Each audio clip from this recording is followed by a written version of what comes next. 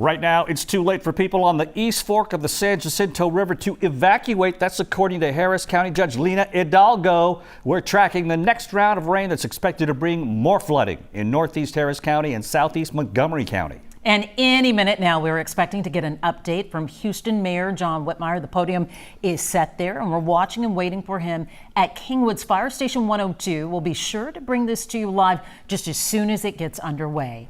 Rescues are becoming more challenging for first responders. Harris County Judge Lena Hidalgo says people are being rescued from rooftops on the East Fork of the San Jacinto River. Officials are calling this a catastrophic event, urging people to make plans for the coming days. We have live team coverage preparing you for the next round of rain and flooding risks.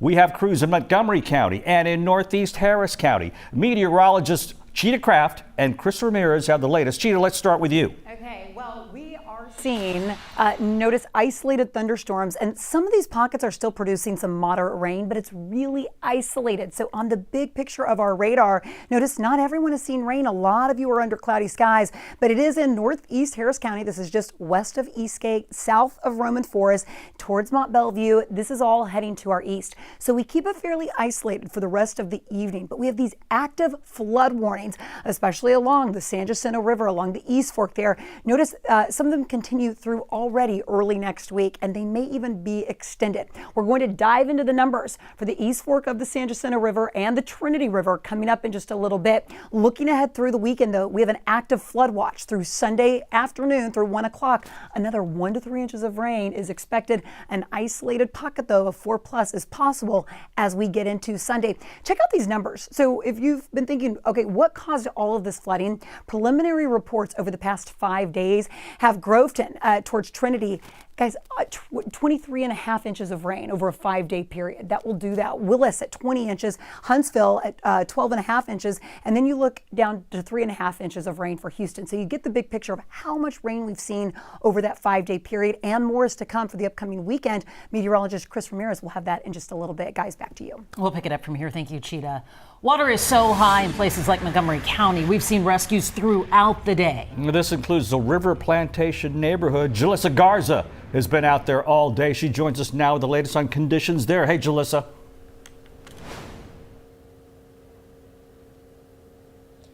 Hey there, Ron. You know, some streets in this neighborhood are dealing with little to no water, but some of them have portions of their roads with high water like this one we're at right now. Take a look at the home behind me. You can see several feet of water, the water making its way to the doorknob of the front door. And this isn't the only home in this neighborhood that's flooded. Now take a look at some video we got from another street in this neighborhood. Ravensworth Drive is just a few streets away from where we are right now. You can see several homes are under a few feet of water, and there's still a lot of water flowing in that area. One family who lives along Ravensworth tells me they decided yesterday to evacuate. They tell me they came back today and they were glad to have made that decision.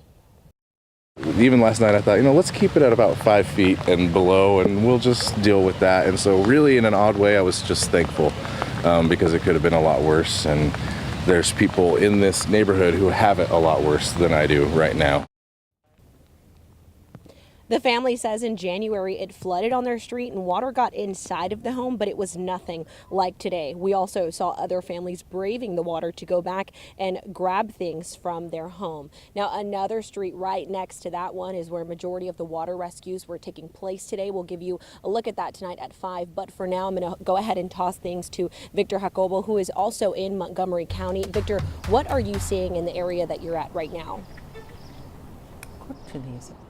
Yeah, Jalissa, we've been in the Woodlock area all day, and many of the streets in this area look like the one behind me, completely impassable by a car. You can see right behind me as I step out of the way, you're actually going to see folks wading through that water. Definitely not recommended that you do that. However, it does give you a sense of just how deep that water is. That is a similar situation throughout the streets going north here in the Woodlock area. We've seen multiple water rescues here along this street. In that direction is the West Fork of the San Jacinto River. Now, crews with Montgomery County that were conducting those water rescues say they've been working since 2 this morning. Most people in this area told me they evacuated last night, some saying in their cars overnight. While we were here, they made 3 trips down this street and came back with several people who were still in their homes. We spoke with one of the men who was rescued. He told us he stayed behind to take care of animals he looks after, but by the time he thought about leaving last night, the water level had risen dangerously high. It rose fast. I mean, in a matter of minutes.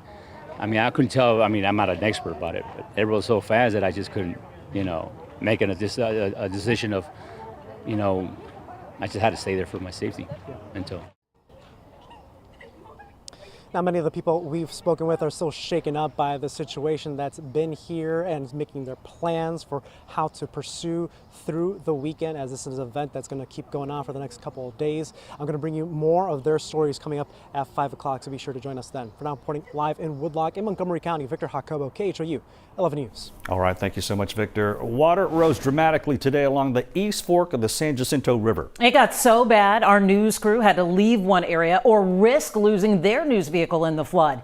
Jason Miles joins us live along FM 1485 near the river with a look at the levels and the water there. Jason.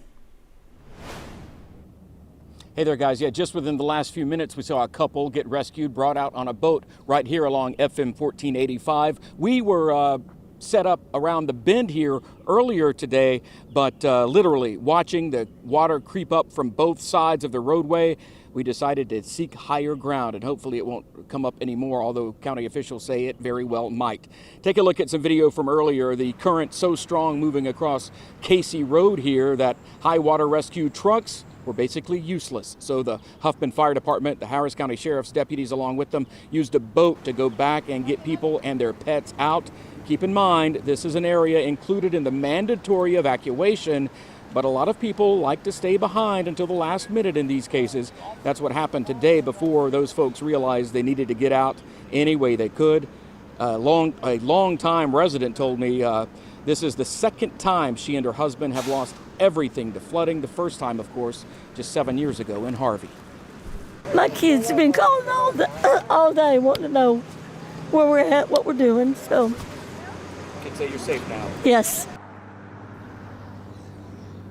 Yeah, thankfully she's safe and staying with other family members now. We stopped along the Grand Parkway east of New Caney after seeing an abandoned vehicle in the water underneath us. Homes around it also surrounded by water. Meanwhile, closer to the city of Huffman, the River Terrace neighborhood, which was easily accessible yesterday and Wednesday, unreachable today, at least in lower profile vehicles like ours. We noticed several drivers, though, doing the right thing, turning around, unlike some others who try to get through that water with their cars and trucks. We've even had people come down here to at least inspect this water level before deciding to turn around. And take a look behind me as we're speaking. It looks like another rescue happening right now. This is the Huffman Fire Department, I believe, in a rescue boat. It may be another agencies. We've had multiple agencies out here today. And it looks like, I can't tell if it's a gentleman or a lady, Mars, can you? In any event, it's someone with, it looks like their pet dog, finally deciding they needed to leave and obviously getting much needed help from these emergency rescuers. Guys, I'll send it back to you for now.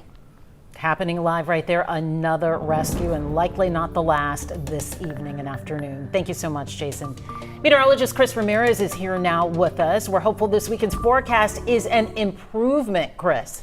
Yes, Mia, we are expecting more rain chances, unfortunately. The good news, though, is that we are expecting a break in this rainfall as we head into the overnight hours tonight and into tomorrow. It's going to be more isolated in nature heading into Saturday, but Sunday, more rounds of these strong storms likely to be moving through the area going into the start of next week, and we're finally going to get a break from this rain altogether as we go into Monday. So as we look at that future cast, mostly very isolated in nature as we head into the overnight hours, we're going to see somewhat a similar situation like we saw yesterday, where we had a fairly calm and quiet overnight.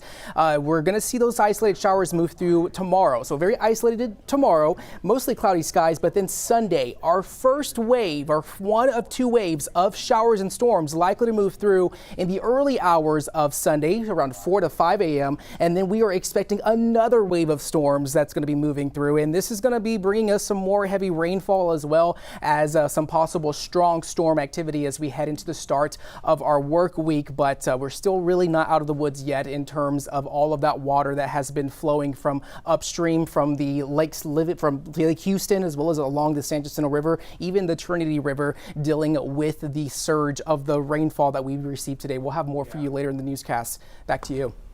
All right, thank you so much, Chris. Local leaders are urging people to be proactive before flooding gets worse. Sherman Chow is in the newsroom with more on that. Sherman.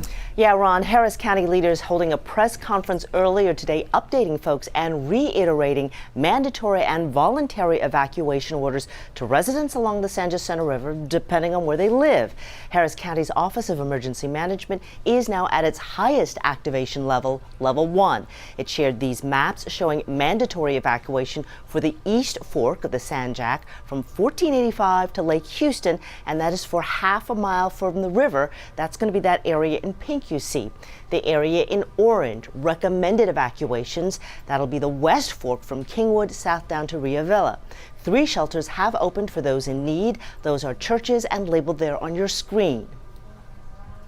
If you stay there, not only are you a sitting duck, but you're putting our law enforcement in danger. And at some point, we can't send law enforcement into swift water that is sure to pose a threat to their life because you made a bad decision. Harris County Judge Lena Hidalgo there, adding at today's press conference 200 more homes are expected to flood. And for those in the voluntary evacuation areas, a reminder, if you stay, be prepared to stay for 2 to 3 days, have enough food, medicines, and water. Harris County Flood Control District meteorologist Jeff Lindner expecting the flooding to start receding Sunday if there is no more rain. He explains what's happening right now as the water rises. It also spreads out, covering more land. That'll continue to happen until it peaks, likely Saturday evening. Right now, the West Fork near Humble is predicted to crest Sunday morning. Guys? Saturday and Sunday can't get here soon enough for some. Sherman, thank you. Let's give you a live look now in Polk County, just west of Goodrich and south of the Lake Livingston Dam. The Polk County judge tells us more than 1,000 homes have been asked to evacuate as that area is expected to see historic levels of water being released.